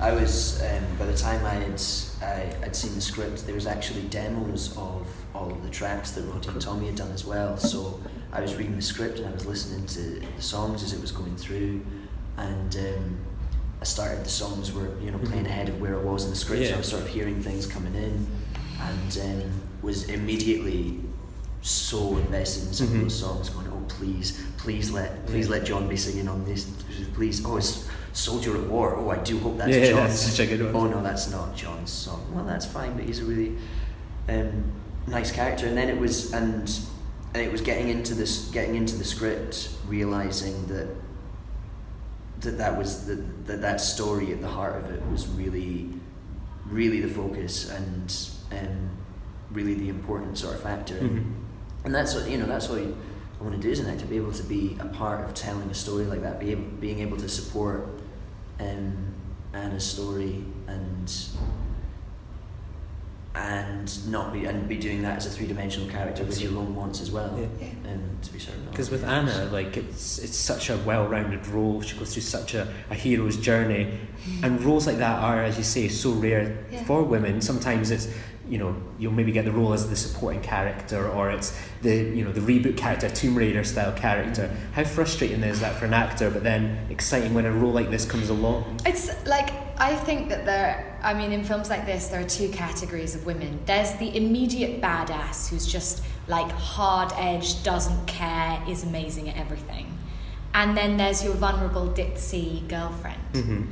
And there's no in between. And what I like about Anna, and what has been really exciting since Anna getting the opportunity to read out the scripts, is that I think that's going out of fashion. It's a very exciting time to be an actress in film, actually. But no, for Anna, she goes through this massive arc of, she's very smart and aspirational, but she doesn't know what she wants to do. And apart from that, she knows she wants to do a lot. She wants to live fully. And then when this zombie apocalypse knocks on her door, she has to face this violent world she's been left, and dealing with it on her own with her friends, and that loss of innocence and discovery of her own strength. I know that sounds kind of cheesy, but and it was a funny kind of parallel for me on the shoot, because I'm very clumsy. I'm not a badass. I am not a fighter. So you're not going to survive the zombie apocalypse? No. Or at least I didn't think I would. But I really learned over the course of the process how to fend for myself physically and emotionally, and I felt like I got a lot stronger in terms of my confidence, and so does Anna. So yeah, that was a beautiful parallel to discover throughout the process. What was it like kind of being on set in Port Glasgow, and that, it must be surreal. You've got Santa Clauses, snowmen, musical numbers. That's very cool, isn't it? It was really cold. It wasn't that cold. Sat in the sky. They couldn't hack it. It wasn't that bad. It was really cold. Yeah, it was a bit chilly. There were some chilly days. We had a lot of fun. So we were filming in this high school that had just closed down, St. Stephen's High School in Greenock. And so we had basically the run of the school. And it's like a big high school. And in the mornings to warm up, we used to have Nerf gun fights in the gym downstairs. Actually, we had a cupboard. There was a cupboard in our sort of room area, and we'd just taken that as our armory, and it was just full of hundreds of Nerf gun bullets. And so I mean, that was weird for me, because I'd been on a couple of things before this, and sort of right from the top, from producers and directors, I'd had people tell me, oh, you know, as a director, it's a hard job because you kind of have to hate me. And producers that only talk to you if you're number one on the call sheet, and a hierarchy on set where actors don't talk to crew, and this member of crew doesn't talk to this member of crew. And this was such I'd say the strangest thing, not so much the zombies and the costumes, the makeup, the songs, but the working environment that was created for all of us. That was such a culture shock and adjustment for me, and I totally take from that a great love of young filmmakers, and I hope for where filmmaking is going. I mean, it works. It works the way we did it. And it allows people it gives people the freedom to collaborate confidently, and to collaborate all the time, and to constantly be honest with each other. Yeah, because I was reading in I think it was after Fright Fest, where they were talking about writing for Anna, and they were saying that, well, we're male writers writing for a young teenager. How do we necessarily sometimes do that correctly? And they talked about like a collaborative process where even kind of some of the female members of the crew were chipping in, going, I don't think she would say that line. I mean, that was the most amazing thing about the crew, is that for me as a young woman, I was 18 when we shot this movie. To be around a bunch of women that were all really creative and doing what they wanted to and being listened to was really inspiring. And I completely believe that empowered women empower women, and those women really empowered me. That's fantastic. And is that kind of collaboration experience that makes it so unique and stuff? You can see it on the film that everyone's having such a great time, and you can really sense that if one department wasn't working, the other, because you've got musical, if that doesn't work, then you've got the action. It all needs to come in together. And it fills you with the love of creativity, this film. Or it fills me with the love of creativity. And what was the hardest part? Because obviously you need to almost be a jack of all trades with something like this. It's action, it's musicals, it's acting. What was some of the most hardest parts to kind of take on? Do you want to go first? I mean, I think there's there's always going to be logistical things when you're creating something new. Everybody wants more time to have had more more time, more money, more of this. And it's finding the way to get around those, and putting yourself in the best sort of situation. And I think it can sometimes as well, like at the end of a long day, you can take on that pressure as an actor sometimes. And not getting on everybody's pressure boat, staying clear-minded. That's sort of staying out of that, and you know that it's 20 minutes until you wrap, and there's this shot, and they just want to get it, and you're thinking, I just need to get in there and get it right. And sometimes that can again be a really it can be really unhelpful. For me, the hardest part was the fighting. Yeah. Because as I've told you, I'm really, really clumsy. And I like when I came onto set for our first fight choreographing workshop, Claire was like, okay, can you all just stand in your fight position and show me like a jab and a cross? And I was like, what are those? And she kind of showed them to me, and she was like, just throw a punch. And I laughed at myself, and I kept laughing at myself. So getting to a point where I wasn't laughing at myself was quite tricky. And then once I got to that point, what Malcolm was saying about time became tricky, because we were choreographing things on the day. So we'd had a basic fight lesson of how we were going to manage and how I was going to work with my candy cane, and I became very close with that candy cane. So many people over the course of that shoot were whacked by that candy cane by accident. I was wondering why you had a black eye there, Malcolm. But like there was a particular day where it's this fantastic slow-mo shot of Anna. She's really angry, and either side of the camera are zombies. And we'd blocked it out, so I was going to kind of do a swing to the left to hit one zombie, to the right to the next, a swing over my head and back over my head and into the last zombie. And we'd blocked it out, we hadn't done it with the camera. And what we hadn't done is they hadn't told me I was going to get blood squirted at me.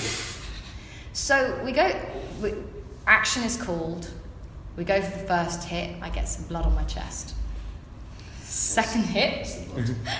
Mic'd out for the mic. Second hit, I get some blood on my ear, but it's okay. Third hit, I go for the swing over my head. I feel like a badass. I go into this really hard swing for the last swing. And this blood comes straight at my face. Blind, I hit the camera goes down, the set goes silent. There's a blooper where I'm going, oh! That's a great advert for the Blu-ray when it comes out. Yeah, so things like that were challenging and hilarious in equal measure. Perfect. Well, it was worth it all. It's such a fantastic movie, and it's great to see a Scottish movie where it's so full of life and unique. We're so used to some kitchen sink movies here in Scotland, so to have everything that you have described there is fantastic, and I can't wait for people to see it here in November. So thank you so much and good luck. Join the revolution. Join the Nerd Party. Welcome to Nerd Party.